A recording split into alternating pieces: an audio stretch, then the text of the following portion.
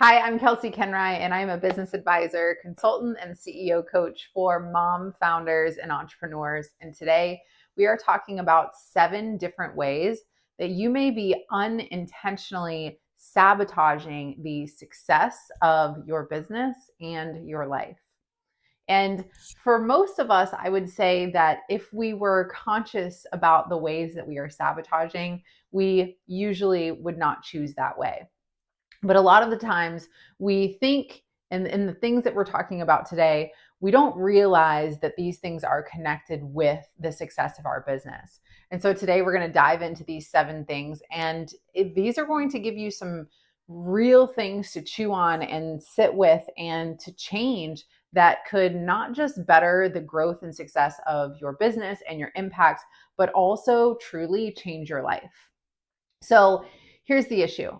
As business leaders, as mothers, as women who have built something that is established and impacting many people, we tend to file any hardships that come along the way as just part of it.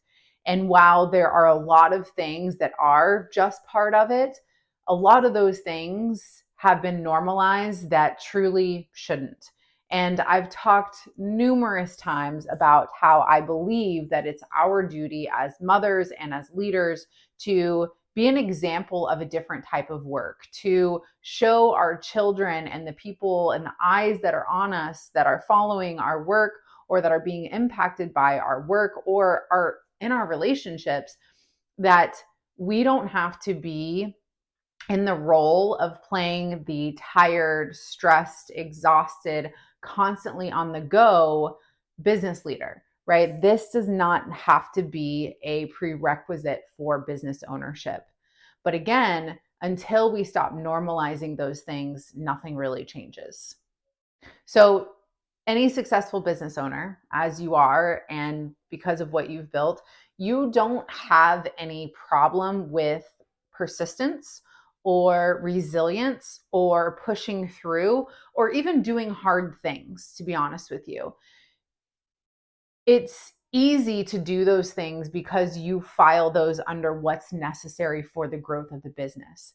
But oftentimes we forget about the growth of ourselves. We forget about how who we are as women, as leaders, is directly connected to the success and the possibility and the opportunity for our businesses as well. And so we will put ourselves in very uncomfortable situations for growth of the business, but sometimes we're too afraid of doing that for ourselves. And maybe it's because we're afraid of how it's going to take away from the business. Maybe it's because we're afraid of the unknown, as most of us are.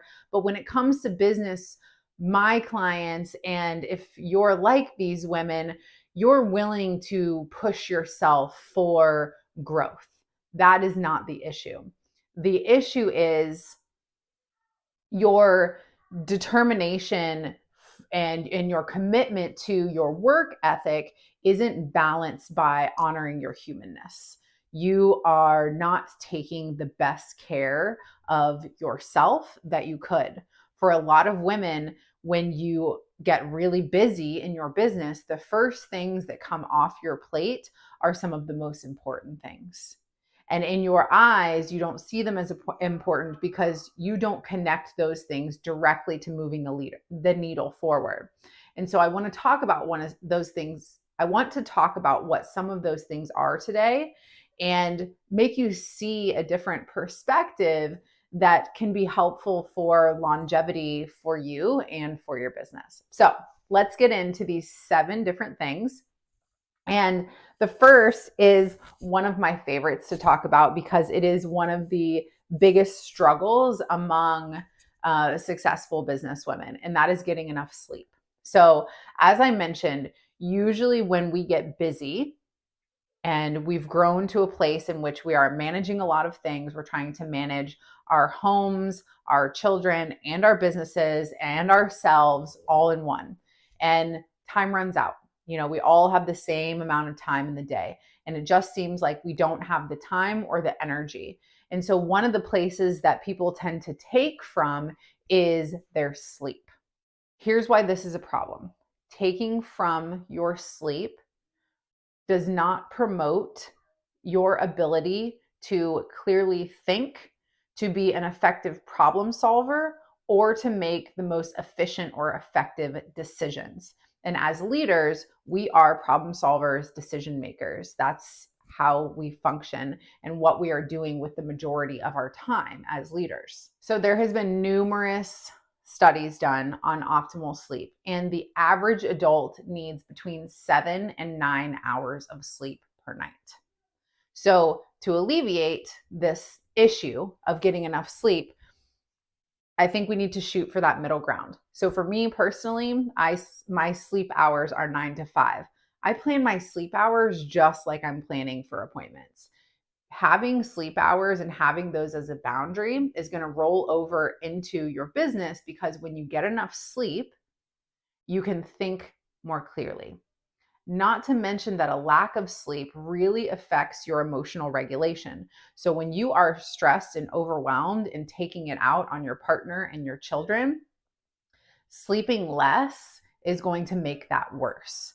And so the question becomes, how can you prioritize your sleep, right? And that's what this is really about. This is about prioritizing the things that you need as a human being in order to be a better leader. And so in this connection, to bridge the gap between, okay, you're telling me I need to sleep more, but how does that affect my business, right? When you sleep less, you cannot lead well, simply. And when you sleep enough, you are more creative, you are more innovative, you are better able to make decisions and solve problems, which again, these are the things that we need for continued growth of the business. It seems like, okay, well, I'll just sacrifice some sleep so I can get all of these things done. It's all about the doing and the implementation, and us being so tied to how much we're doing, right? But at the end of the day, us being in such a rush and sacrificing our sleep for success is going to backfire.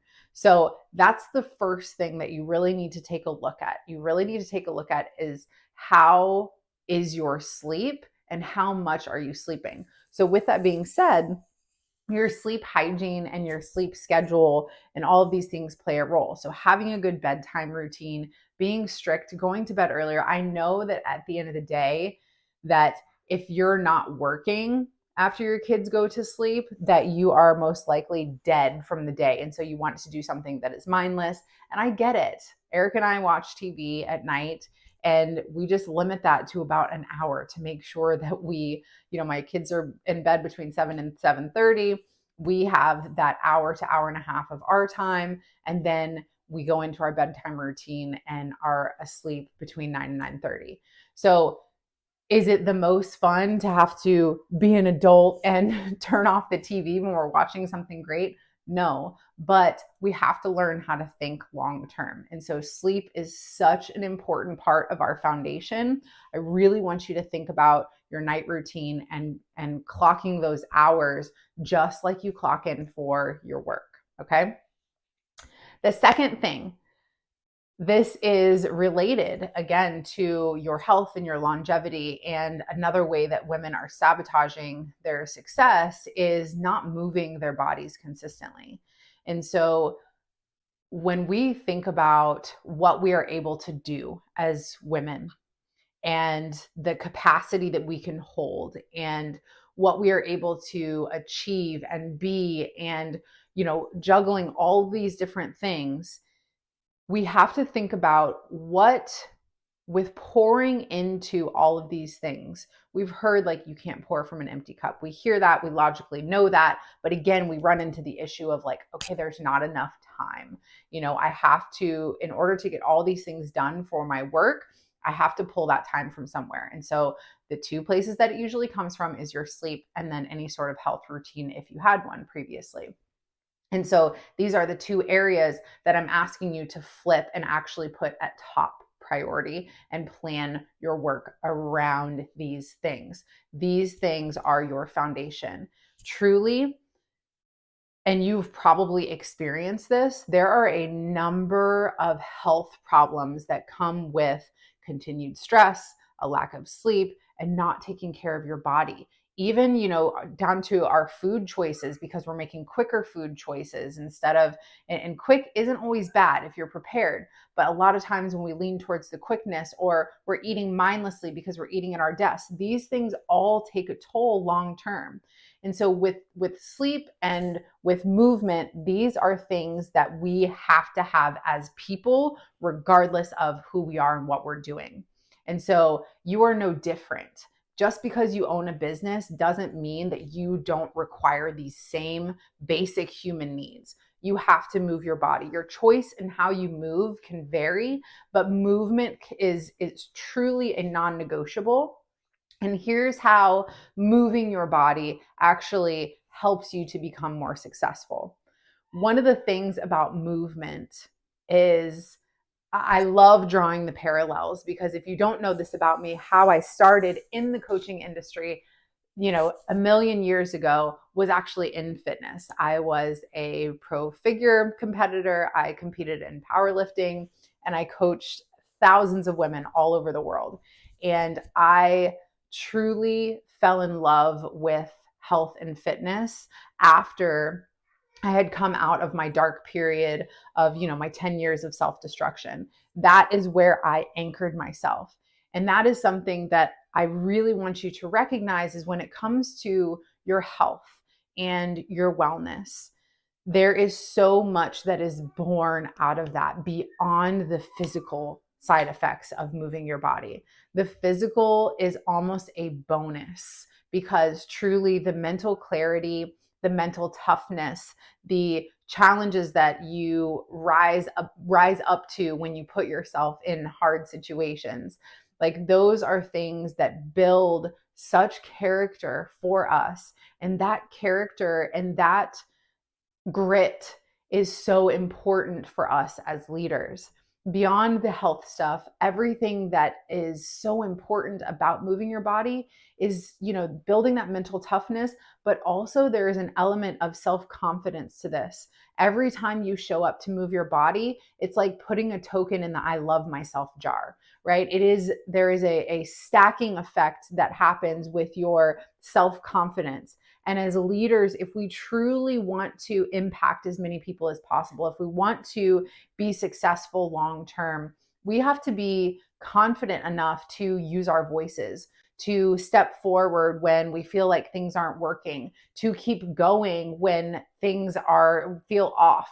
It's like self-confidence and self-esteem and self-worth. This is the core of how we can build success. And so if we are not doing things that contribute to the building of those things, then we can't reach our potential. And so when you think about the potential that you have and the opportunity and what you want to go and who you want to be and everything that you want to create in this lifetime, understand that in order to do that, you need to believe in yourself. And if you want to believe in yourself, you need to be doing things consistently that contribute to your self-confidence. Moving your body is just one of those things. So, sleeping more, moving your body, scheduling these things to where they are non-negotiables. The next thing that you need to be doing in order to not self-sabotage your success is you need to have one day a week with no calls and no meetings. We tend to believe that moving the needle forward, especially as impact-driven women, especially as busy women, is how full can the calendar be? And what I've seen in working with very successful women, what I've seen in myself in the growth of my businesses is, when you don't have that space, you are not moving the needle forward in the ways that you could. There is innovation and dreaming and visionary work that happens when we have space. And if we don't have space, then we tend to just spin on a hamster wheel of doing the same things over and over again.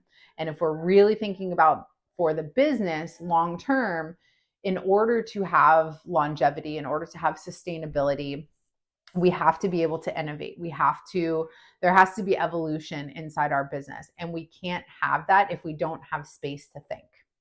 And so A lot of times women are self-sabotaging by looking at open space in the calendar and filling that with something that they perceive as will move the needle forward. Another client, another, some sort of doing. And what I am asking you to do is to rearrange your schedule in which you have days in which you do and days in which you are thinking bigger picture, where you have this space to dream and make things more efficient and really think about being in that visionary CEO seat. So have a day each week, no meetings, no calls, right? Let's look at what's going on our schedule and why we keep filling it, and instead like resist that urge to fill every single day. When you have a day with no calls and no meetings, what happens is you become more creative and you become more innovative.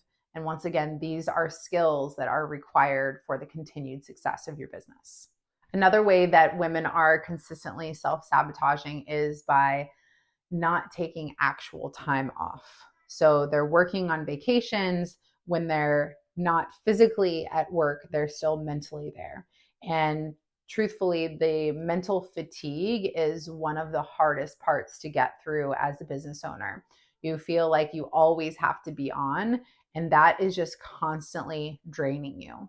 So when we think about things that drain us, and we know that a lot of these things, like I said, there are things that are just part of it. We have to work, and we have to work hard, honestly. I believe that hard work is part of it. I don't believe that building true success should be easy street. I believe that character is built, and I believe that when things are hard, we become better leaders for the future.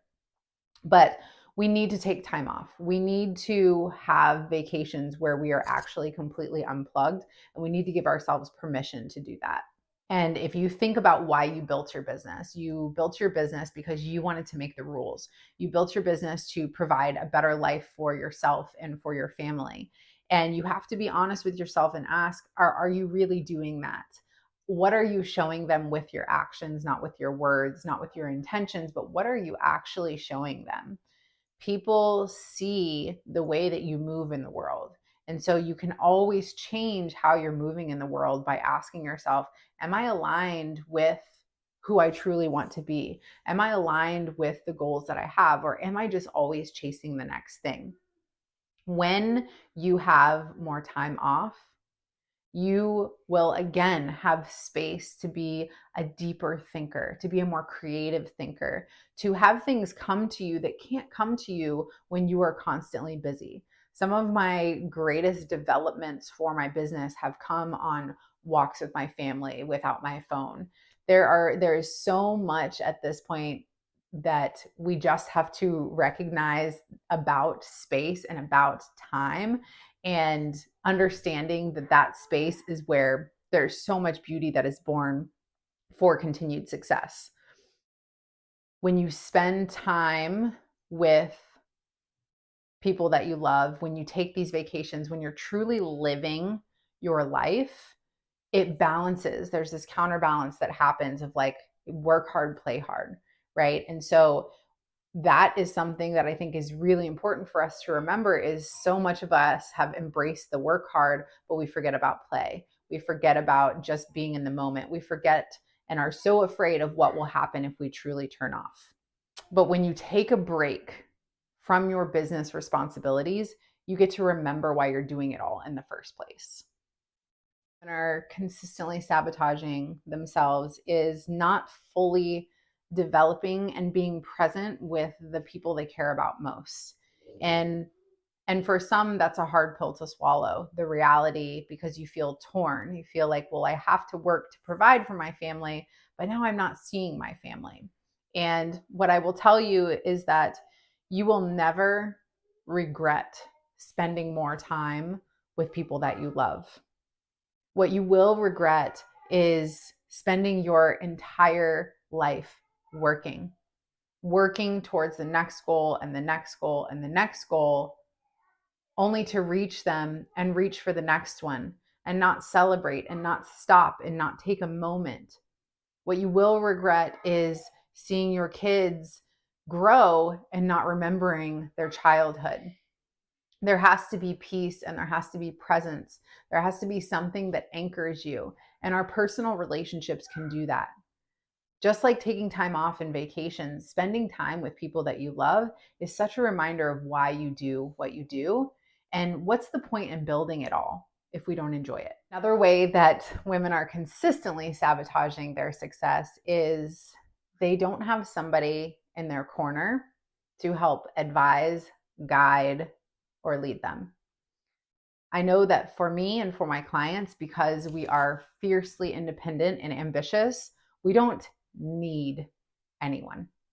The problem with that mentality is when we feel like we don't need anyone, we put so much on ourselves and truly make it so much harder than we could just lean on somebody else just for once, just somebody to thought partner with, somebody to say, this is what's happening in my brain. Can you help me dissect this? When you have somebody in your corner that sees things from a different perspective and can offer that different perspective, can invite you to put on a different set of lenses, is unbiased to the situation.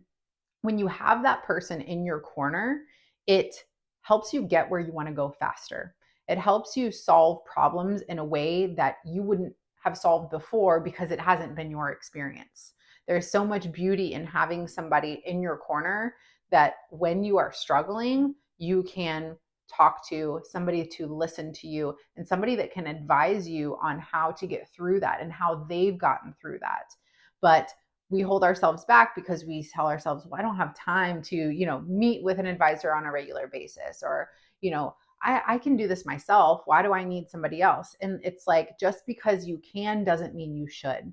And there will always be things that I see that you can't see because you can't see the forest through the trees. And especially when you're busy and overwhelmed and exhausted, there are so many things outside your current tunnel vision that you're missing, that those are some of the most valuable nuggets that can completely change the trajectory and the direction of your business and your life.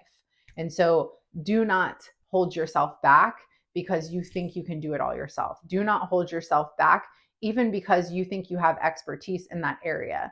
Again, a thought partner and a difference in perspective can change your life. And then the last and final thing that we're going to talk about today is actively participating in hobbies or fun or play or learning new skills just to learn a new skill. I know that for me, I went through this period of time in building my businesses where everything needed to be about the business. If it wasn't contributing to the business, it just didn't make sense. It's like, what, that's not moving the needle. So why am I doing it? And as we've talked about today, all of these things that are unrelated to business move the needle forward. And so when you are building a new skill, when you are having fun, when you are reading a book that's not personal or business development, there is such growth that happens in who you are. And beyond that, it is, again, just the honoring of the humanness. You aren't one dimensional. And when we treat ourselves like we're one dimensional, like we're just business owners, and we forget about all of the things, it leaves us unfulfilled. And if we think about fulfillment like a pizza, and there are many different pieces, and yes, we love our work, which is why we can work so much, but there's other pieces of the pizza, right? There's other pieces of the pie. And those things are, relationships and hobbies and fun and play and all of these things that truly make us who we are and make our hearts happy. At the end of the day, what this is about putting things into place that, again, honor the fact that you're a human. You were a human before you were a CEO. You were a human. You were you before you were a mother. And so if we lose sight of that and we forget about that, each of these things helps contribute to us being a better, more fulfilled human, then we are cutting off our true potential as leaders and cutting off opportunities for the business. So I hope that you can think about some hobbies that you used to have that you could pick up again, or start a new one, or take a fun class, or go to lunch with a friend on a work day. You have the freedom and flexibility. It's just about letting go of the fear of if you take it. And I hope that this has been helpful for you today and that you're really thinking about, these different things that you need to change or ingrain in your business and really make you feel better and your life better. And I promise you that if you start doing even a couple of these things, you will see the ripple effect into your business. So thank you for joining me today. If you need help implementing these things in the business, or maybe I struck a chord by telling you that you need to have that mentor and that advisor in your corner, please book a call with me and we can talk about what that looks like for you and for your business. I will be back next week with another video. Thank you.